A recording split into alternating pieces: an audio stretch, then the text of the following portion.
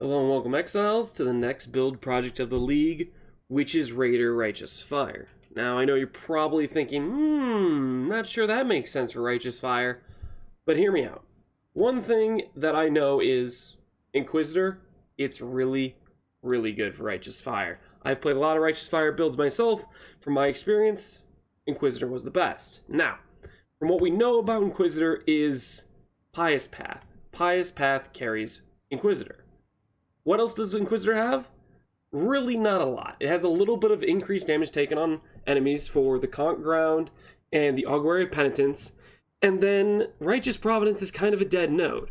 So Inquisitor is basically Pious Path hard carrying with a couple extra side benefits like quality of life from reduced curse effect, and enemies take a little bit increased damage. So it's really not an offensive powerhouse, but it has a lot of defensive power. And that gets me thinking, can we make other ascendancies work if they have good defensive power along with maybe some utility?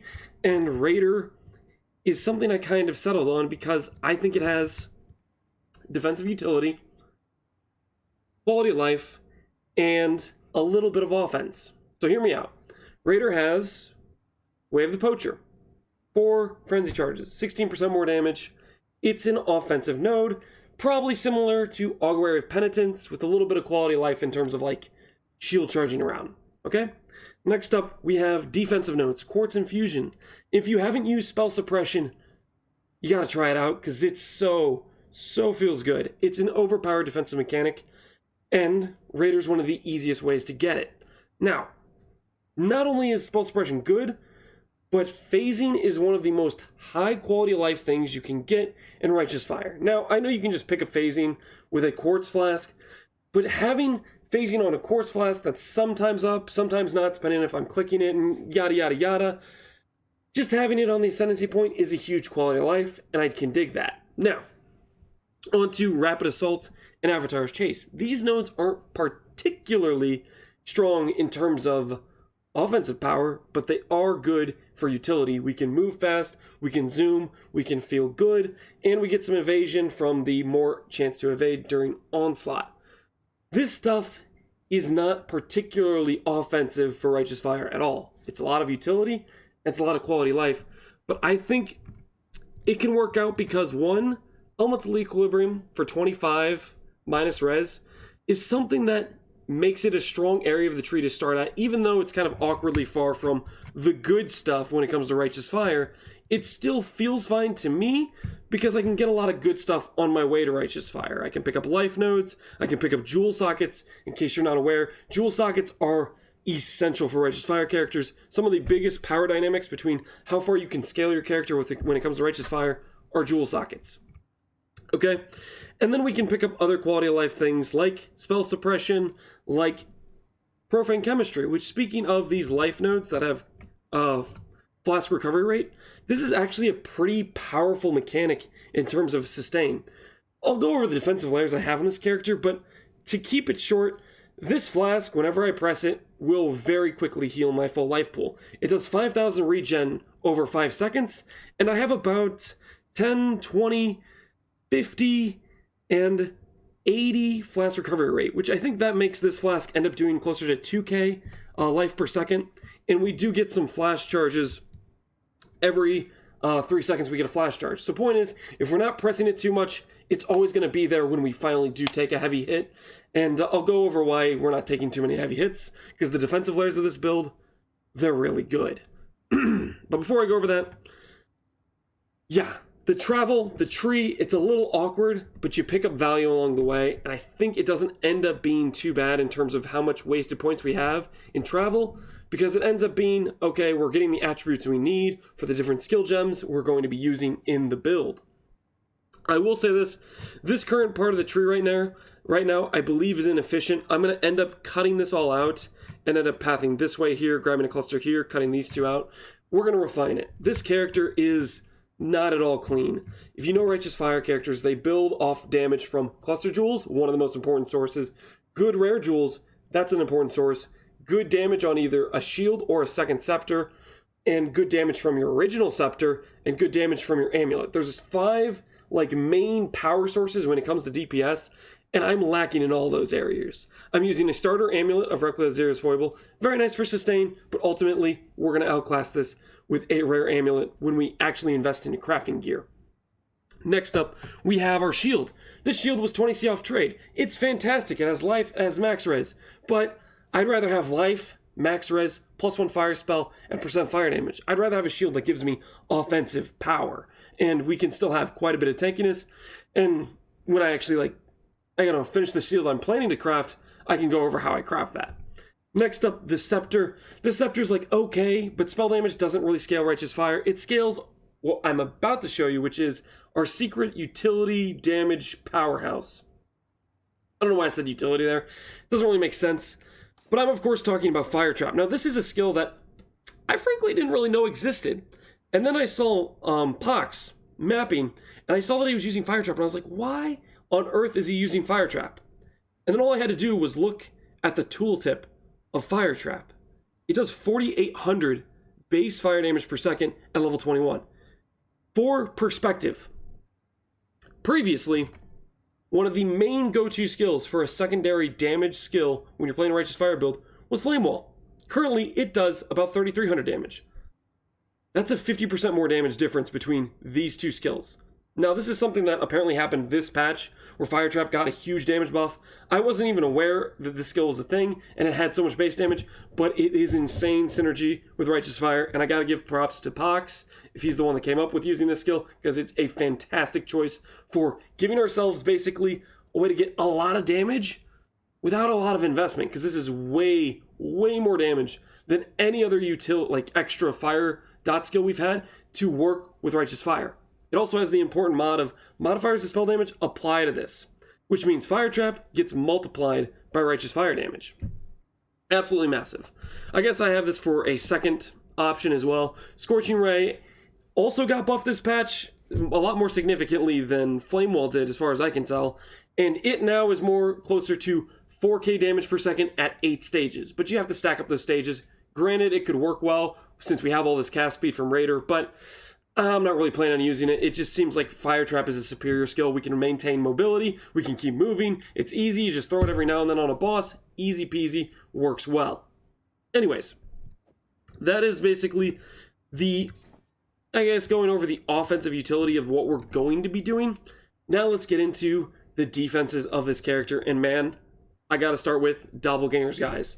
This chest got an insane buff, going from 25% less fizz and chaos damage taken all the way up to 40% less fizz and damage taken. Picture that as a just slightly weaker of spell suppression version that applies to dots, it applies to bleeds, it applies to hits from attacks, it applies to everything. This thing is amazingly powerful. I think arguably the strongest defensive chest in the game. I'm sorry, Brass Dome, but I'm pretty sure this is better. You can get max res with Melting the Flesh very easily, which I am also doing. Looking at my max res sheet, you'll see I have 87 max all res, 86 chaos res. So the idea is here, between this chest piece, Divine Flesh, and Melting of the Flesh, we have an extreme combination of defensive layers. The way it works is somebody hits us with elemental damage. 50 of that goes to our Divine Flesh layer, which then 40% of that we take less of, because Doppelganger's Guise. Not to mention, we are also spell suppress capped. So if a spell hits us, it gets reduced by 50, then we only take 13% of the damage, except half of the damage then gets reduced by 40%.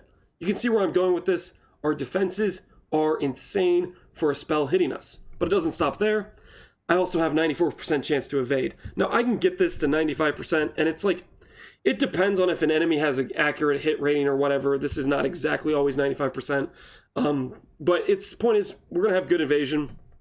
When we have a Jade Flask up, which we'll have it up most of the time, we'll have 40k evasion, and I technically can Divine My Watcher's Eyes to get another 2% flat evade chance, which, in case you're not aware, the mod that gives you flat evade chance is extremely strong. The amount of evasion you need to go from, say, 87 to 95 is a lot of investment. This jewel, one node or one affix on your jewel gets you there. It's a very powerful affix, if I do say so myself. This jewel I picked up for 40C because I guess people don't think evade chance is valuable, but trust me, it is, and we got some recovery life rate to go with it. Speaking of recovery life rate from Malevolence, does it apply with a temporary aura? Because that's what I have with Malevolence, is a temporary aura. The answer to that question is yes. I tested it on the character sheet. My regen, when I have Malevolence on, which I do right now, it goes to 1500. I'm sure when it drops off any second now, you'll see it goes to 1300. So the recovery rate, the mod, if you have a temporary aura, will apply. Now going over our Malevolence setup, this is something I got introduced on when I was playing my Inquisitor Spark, and every time you have like a build that has a bunch of life regen, a nice life pool, and a small mana pool, I would recommend doing this to get yourself another damage aura. It's just basically when you get to a boss fight before it spawns, you go ahead and proc it. It gives you an extra about, I think I'm getting close to 30% more damage or something from Malevolence currently, based on the aura effect we get from Divine Blessing support and the aura effect we're getting from our tree. It really is a pretty powerful thing to press just for some extra damage, because, you know, we're playing Righteous Fire. We're dropping a trap or two. We're dropping a Storebrand. We're casting a curse. There's a couple buttons we have to press, and then we're just kind of walking around. We got a lot of time to do things. We can press a couple extra buttons while the enemy burns to the ground. I think I have covered most of the unique things about this build. Other things would be is the Legacy of Fury boots. If you haven't seen these with the new update they made to this, they made the boots basically huge quality of life and amazing for clear for Righteous Fire. You'll see when we map with them, they feel pretty dang good. And then other than that, normally people go for a multi-link Righteous Fire helmet. I am starting to lean away from that being the play. When you do that, you have to get A, you have to do Essence of Horror. B, you have to hit burning damage. That's a huge expense. So just crafting that initial part, you're hitting a huge expense. Second, when you have burning damage on your helmet as a mod, you cannot have awakened burning damage in your links. Awakened burning damage at level 5 gives you a gem level. That's an extra 10% damage. Personally, in my opinion, we are basically trading the extra link, and it's only like a pseudo link, because you get an extra link, but it's a bad link. It's something like Life Tap. It's something that isn't necessarily an overpowered link. So that's why I'm leaning away doing the multi-link helmet, and I'm going for gloves instead, where I'm going for Delirium and +2 AoE. This is definitely less single target, but I think it gives us a lot more power in terms of how well we can gear our character. Because now I can get things like max res on my helmet, I can get mana reservation efficiency, I can get spell suppression, I can get a lot of other defensive mechanics that I couldn't get otherwise, which would allow me to put more offensive power into my tree, into my passives.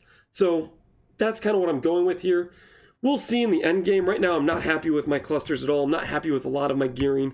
The damage is only just, it's just kind of okay right now, but there's a world of improvement in terms of my gearing because it's really not good. All right, I'm kind of losing my voice for some reason. I don't know why, but I was going to go ahead and do a quick showcase of what the character looks like in a T16, just out and go, and just give you a showcase where the character's at. This is the first update. The plan is, it's pretty, I don't know, it's more affordable right now. I've probably put, I want to say somewhere around the range of 15x into this character, something like that. Decent amount of investment, but I put it all into the defensive upgrades first, and I'm planning to probably take this to the pretty high end because I can't play Righteous Fire and not invest into it. I love Righteous Fire so much that I really want to take it and make it something good. I want to make it something that is just so clean, so smooth, and part of getting really good damage on Righteous Fire, it takes some investment. It's a skill that works, quite well in the scenario where you don't have much investment, but then when it comes to really pushing the ceiling of damage on Righteous Fire, it starts to get real expensive.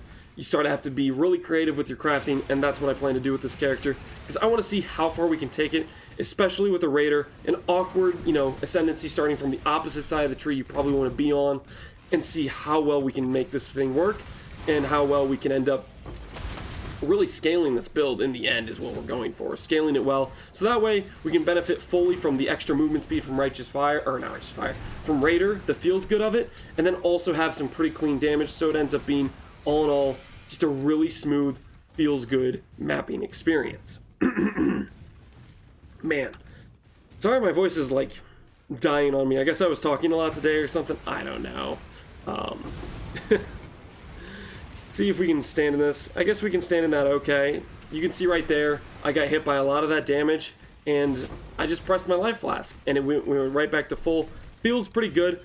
Definitely it doesn't have quite the tanking potential of something like a Aegis Aurora, where you just constantly get